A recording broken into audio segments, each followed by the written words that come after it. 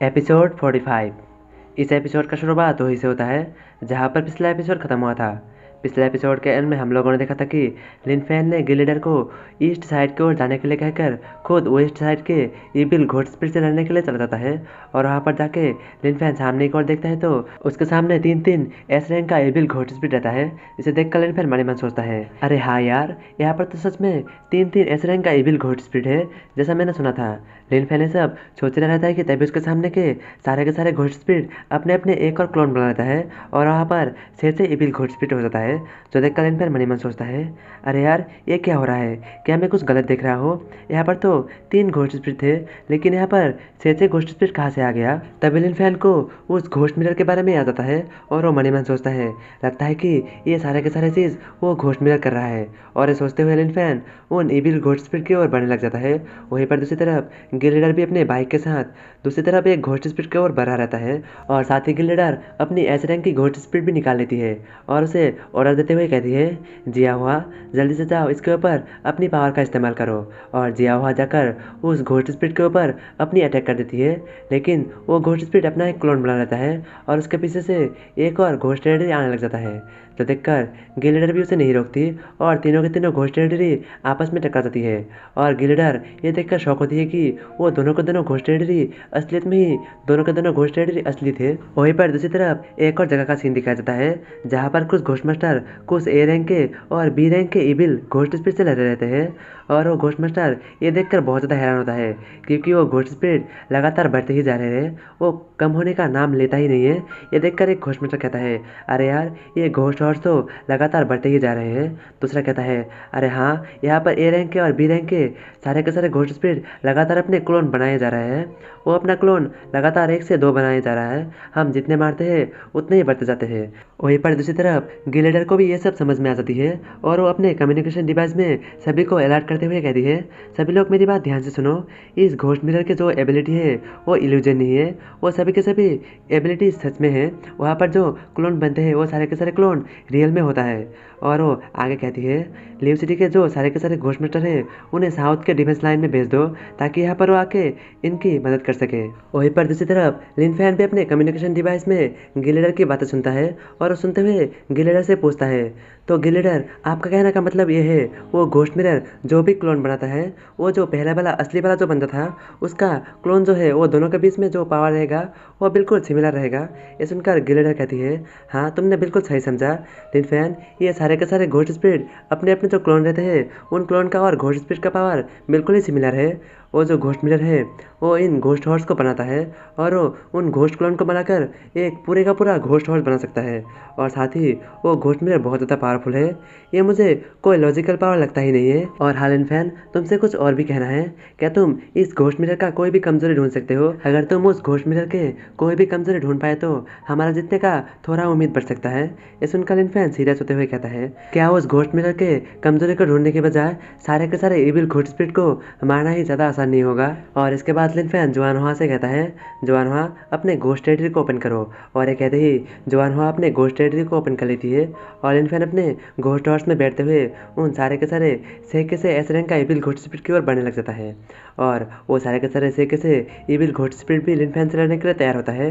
तभी वो नोटिस करता है कि उनके पीछे कोई आ चुका है और वो मुड़ के देखता है तो उनके पीछे टोंग टोंग पहुंच चुका रहता है। और टोंग टोंग अपनी हाथों की मदद से ही उस इविल घोस्ट स्पिरिट को बीच से काट देती है। और लिन फैन के सिस्टम से नोटिफिकेशन आता है, होस्ट आपके घोस्ट स्पिरिट ने एक एस रैंक का इविल घोस्ट स्पिरिट को मारा है, इसके बदले में आपको 3000 एक्सपीरियंस पॉइंट मिलता है। ये देखकर लिन फैन मन ही मन सोचता है, अरे यार यहाँ पर मुझे सिर्फ एक्सपीरियंस पॉइंट क्यों मिला, यहाँ पर कोई और रिवॉर्ड क्यों नहीं मिला? तभी जुआनहुआ भी उसी घोस्ट स्पिरिट के एक और क्लोन को मारता है और उसे मारते ही सिस्टम से नोटिफिकेशन आता है, होस्ट आपके घोस्ट स्पिरिट ने एक एस रैंक की इविल घोस्ट स्पिरिट को मारा है, इसके बदले में आपको मिलता है 3000 experience point, 2 companion favourability point, 1 ghost spirit pill और 2 घोस्ट टेरिटरी फ्रेगमेंट। ये सुनकर लिन फैन मन ही मन सोचता है, अरे यहाँ पर तो मुझे मिल गया, लगता है कि यही उस घोस्ट स्पिरिट का असली बॉडी था। और वो आगे सोचता है, कुछ तो गड़बड़ है दया। ये घोस्ट मिरर जो भी क्लोन बनाता है उनमें कोई ना कोई कमियां जरूर ही होगा, जैसे कि इनका घोस्ट एनर्जी, लास्ट टाइम और स्टेटस। अब मुझे सिर्फ यही प्रूव करना है कि मेरा थ्योरी गलत है या फिर सही। और वो टोंग टोंग से कहता है, टोंग टोंग जल्दी से अपनी घोस्ट आई का इस्तेमाल करो और घोस्ट आई का इस्तेमाल करते हुए सामने की ओर देखकर ये पता करने की कोशिश करो कि उनमें से कौन सी असली बॉडी है, और अगर तुम्हें पता चल जाए तो उस असली बॉडी को पहले मार दो। लिन फैन की ऑर्डर मिलते ही टोंग टोंग अपनी घोस्ट आई का इस्तेमाल करती है और इस्तेमाल करते हुए सामने की ओर देखती है और जल्दी से सामने की ओर चली जाती है और सामने की ओर जाकर एक घोस्ट स्पिरिट के ऊपर अटैक कर देती है। लेकिन वो घोस्ट स्पिरिट पहली अटैक को डॉज कर देती है और साथ ही टोंग टोंग अपनी दूसरी अटैक भी कर देती है। लेकिन इस बार वो evil ghost spirit Tong Tong की अटैक को डॉज नहीं कर पाता और टोंग टोंग उसके ऊपर अटैक करते हुए उसकी खोपड़ी खोल देती है और वहीं पर वो घोस्ट स्पिरिट मर जाता है और लिन फैन के सिस्टम से नोटिफिकेशन आता है, होस्ट आपके घोस्ट स्पिरिट ने एक एस रैंक की इविल घोस्ट स्पिरिट को मारा है, जिसके बदले में आपको 3000 experience point, 1 companion favourability point, 2 ghost territory fragment और साथ ही डिवोरिंग किनीफ 1। पता नहीं ये डिवोरिंग किनीफ क्या है, आगे पता चलेगा तो आपको बता दूंगा।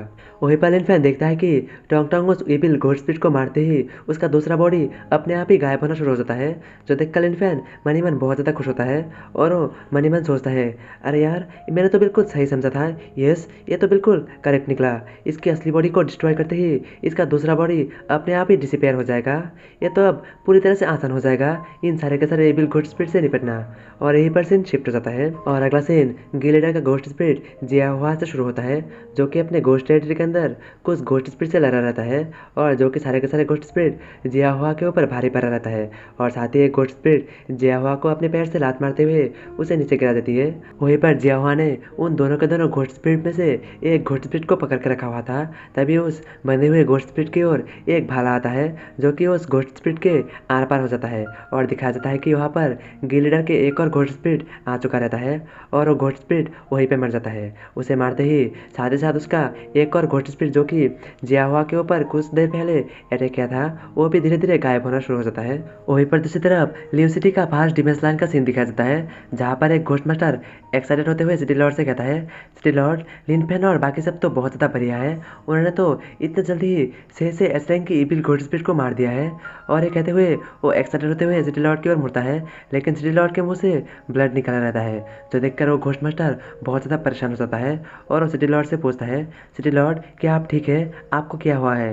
ये सुनकर सिटी लॉर्ड जवाब में कहता है, मैं ठीक हूँ, मुझे लगता है कि मैं अपनी घोस्ट टेरिटरी को ज़्यादा देर तक बरकरार नहीं रख पाऊंगा।